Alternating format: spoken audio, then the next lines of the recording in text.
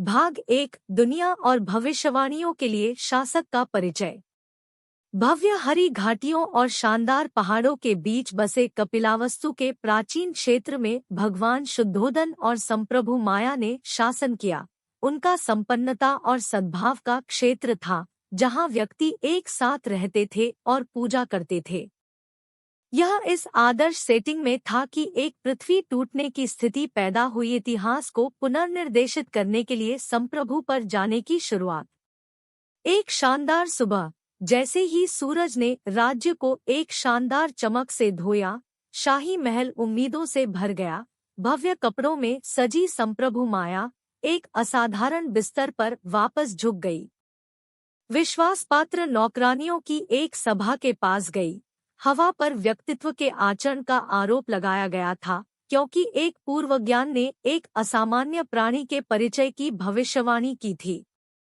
इस भविष्यवाणी में पुराने ऋषियों और भविष्यवक्ताओं द्वारा बुड़बुड़ाया गया एक ऐसे युवा की चर्चा की गई जो या तो असाधारण सामान्य शक्ति या एक बेजोड़ अलौकिक उत्तेजना लाने के लिए बाध्य था। जैसे जैसे जन्म का दिन करीब आता गया, भगवान शुद्धोदन अपने बच्चे को एक मजबूत शासक बनते देखने की उनकी लालसा और त्याग के रास्ते में उन्हें खोने की आशंका के बीच संघर्ष कर रहे थे।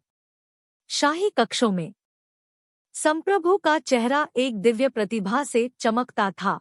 उसकी आंखें एक शांति को प्रतिबिंबित करती थी जो मानव क्षेत्र से ऊपर उठती थी। उसे घेरते हुए शाही निवास को सुगंधित फूलों और चमकती रोशनी से सजाया गया था, जिससे पृथ्वी के टूटने की घटना के लिए एक अलौकिक मनोदशा बन गई थी। जैसे ही दिन के उजाले की मुख्य किरणें रंगों के माध्यम से प्रवेश करती है, एक नाजुक हवा पक्षियों की सुखद धुनों को व्यक्त करती है, जो एक और अवधि की शुरुआत की घोषणा करती है। संप्रभु माया एक सीराफिक मुस्कुराहट के साथ पुष्टि और प्यार की अभिव्यक्ति करते हुए अपने सबसे प्यारे जीवन साथी का हाथ पकड़े हुए थी। शासक शुद्धोदन का दिल गर्व से फैल गया, यह महसूस करते हुए कि उनका बच्चा जल्द या बाद में अद्भुत होने वाला था। शाही निवास की दीवारों के बाहर क्षेत्र को जीवंत पेनेंट और चुलबुले अलंकरणों से बढ़ाया गया था।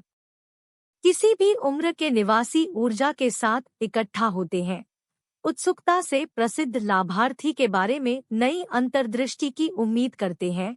समूह में समझदार पुरुष और शोधकर्ता, दिव्य भविष्यवक्ता और ऋषि थे, जो पूर्व निर्धारित संप्रभु पर एक संक्षिप्त नजर डालने के लिए उत्सुक थे। चुने हुए समय में जैसे जैसे सूरज ऊपर की ओर बढ़ता गया, एक शांत शांति ने महल को घेर लिया। शांतिपूर्ण जन्म कक्ष में एक महत्वपूर्ण शांति बस गई, जो केवल संप्रभु की संगीतमय सांस से फैली हुई थी। समय रुकता हुआ दिखाई दिया, क्योंकि दुनिया ने अपनी सांस रोक दी, पृथ्वी के टूटते हुए रूप का अनुमान लगाते हुए। और बाद में, मानो किसी दिव्य आदेश के कारण, महल एक शिशु बच्चे की पुकार से गूंज उठा। ध्वनि एकत्रित समूह के कानों के लिए संगीत की तरह थी, क्योंकि उन्हें एहसास होता है कि पूर्व ज्ञान हुआ था। बच्चे की कल्पना की गई थी एक शासक जो एक अद्भुत और सम्मानजनक भविष्य के लिए बाध्य था। जैसे जैसे यह खबर पूरे क्षेत्र में तेजी से फैलती गई, महल खुशियों के त्योहारों में उत्सर्जित होता गया। निवासियों ने हिलना-डुलना और गाना गाया, उनके दिल विश्वास और आश्चर्य से भरे हुए थे। वास्तव में जीव भी खुश दिखाई दिए, क्योंकि उन्होंने एक ऐसे प्राणी के रूप का पता लगाया जो भूमि पर अविश्वसनीय सामंजस्य ले सकता है। जैसे ही दिन गायब हुआ और शानदार शाम ने राज्य को गर्मजोशी से गले लगाया, शाही परिवार ने महल के शानदार ओवरहैंग पर कदम रखा, अपने शिशु बच्चे को पकड़े हुए। उन्होंने उसे जयकार करने वाले समूह से मिलवाया, जिन्होंने उसका आदर और सम्मान के साथ स्वागत किया। भगवान शुद्धोदन ने गर्व और प्रेम से भरी आवाज में घोषणा की, देखो, हमारे बच्चे, एक अद्भुत भविष्य के लिए बंधे शासक। वह हमारे क्षेत्र में समृद्धि और बुद्धि को ले जाए। निवासियों ने प्रतिध्वनित जयकारों के साथ जवाब दिया।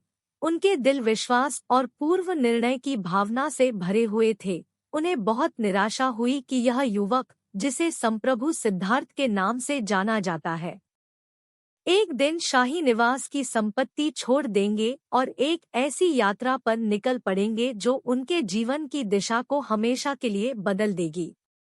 जैसे जैसे दिन हफ्तों में बदलते गए, युवा शासक अपने परिवार और महल के कर्मचारियों की देखभाल में विकसित हुआ। उनकी सभी आवश्यकताओं का ध्यान रखा गया और उन्हें बाकी दुनिया के कष्टों से बचाया गया। शाही निवास की दीवारों ने उन्हें जीवन के क्रूर वास्तविक कारकों से बचाया और वह सांत्वना और फिजूल खर्ची के अस्तित्व के साथ आगे बढ़े। उन्हें घेरने वाली फिजूल खर्ची के बावजूद संप्रभु सिद्धार्थ एक चतुर और चिंतनशील युवा बने रहे। वह अक्सर महल के बगीचों में घूमते हुए खिलते और सिकुड़ते हुए खिलते हुए देखते थे और जीवन के क्षणिक विचार पर विचार करते थे। वास्तव में उनके युवा मस्तिष्क में भी सहानुभूति और करुणा के बीज बोए गए थे।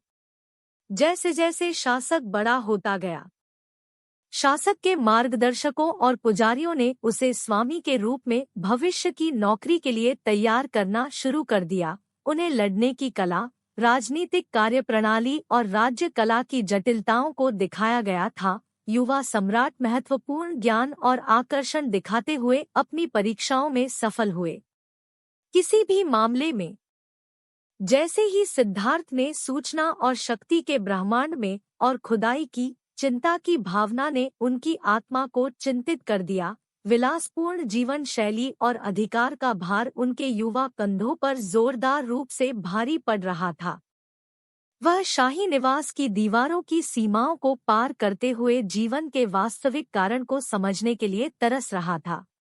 एक महत्वपूर्ण दिन, जब शासक शाही निवास उद्यानों के चारों ओर घूम रहा था, तो उसने एक ऐसी दृष्टि का जोखिम उठाया जो उसे हमेशा के लिए बदल देगी। उन्होंने एक बुजुर्ग व्यक्ति को देखा जो उम्र के साथ मुड़ा हुआ था, एक छड़ी पर जोर से झुक रहा था। सिद्धार्थ ने कभी भी अधिक उम्र का अनुभव नहीं किया था और इस दृष्टि ने उन्हें विस्मय की स्थिति में छोड़ दिया।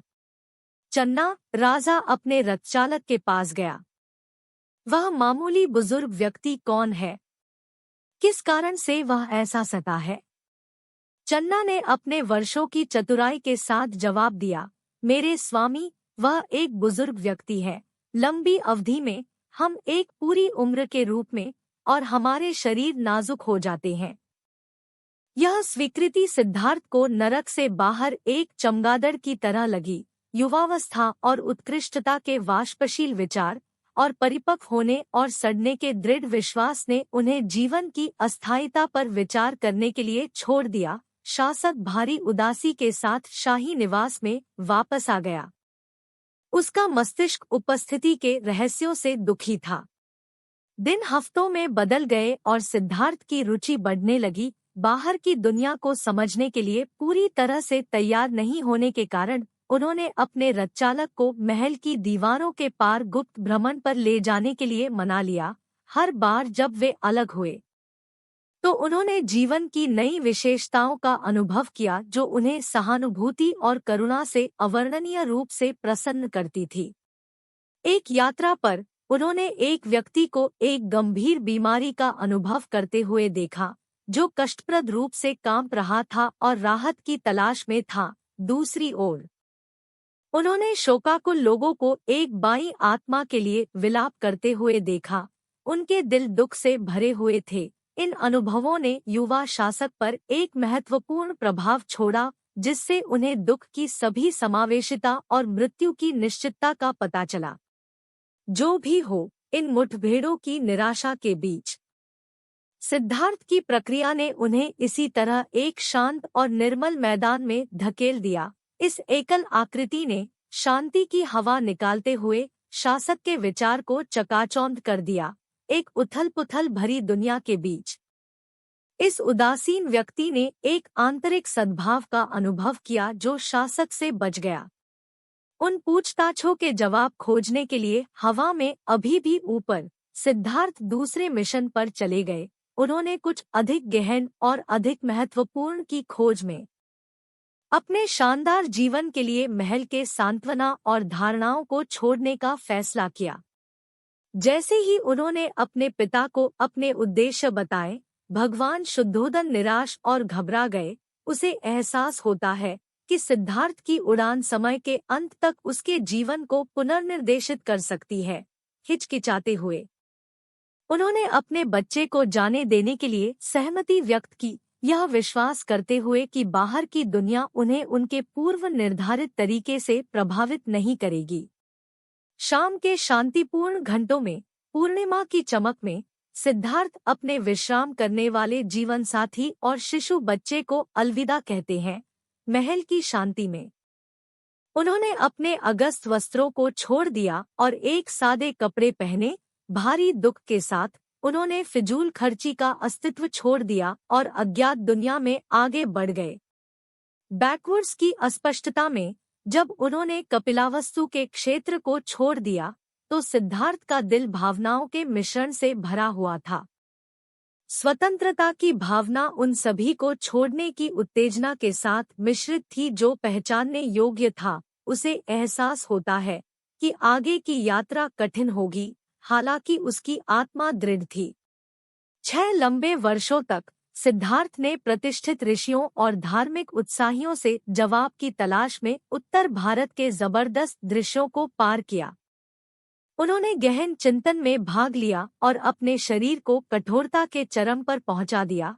हालांकि उनके प्रयासों के बावजूद एक निश्चित सत्य उन्हें टालता हुआ दिखाई दिया।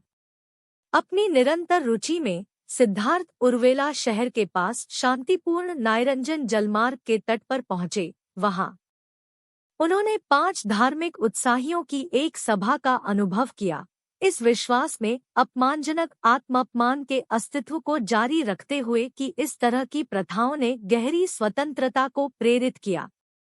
सिद्धार्थ उग्र उपवास और सहनशीलता में भाग लेते हुए सभा में शामिल हो गए। उन्होंने अत्यधिक गंभीरता का अभ्यास किया, अपने शरीर को सहारा देने के लिए मुश्किल से खाना खाया। उन्होंने अपनी शारीरिक और बौद्धिक क्षमताओं पर प्रभुत्व हासिल करने के लिए लंबी अवधि के लिए अपनी सांसें रोकी।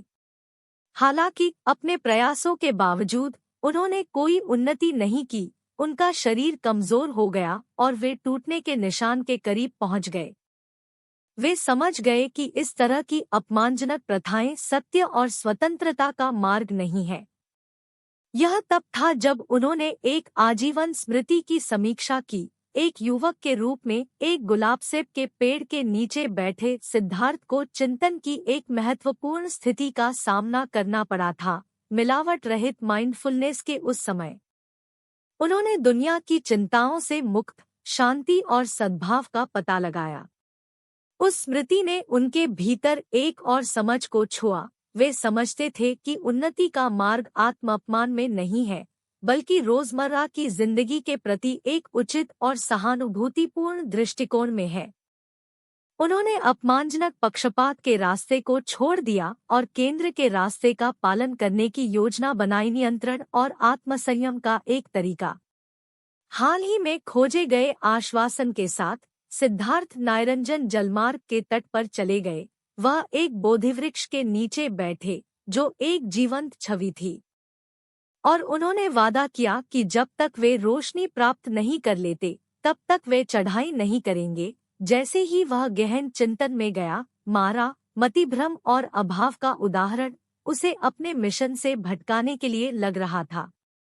मारा ने सिद्धार्थ के उद्देश्य को तोड़ने की उम्मीद में प्रलोभन और धोखे की बाढ़ छोड़ दी। हालांकि शासक उत्साही बना रहा, उसका मन सत्य की खोज में अडिग रहा। प्रत्येक परीक्षण के साथ सिद्धार्थ ने अंतर्दृष्टि और स्पष्टता के साथ जवाब दिया, धोखे और बाधाओं को दूर किया।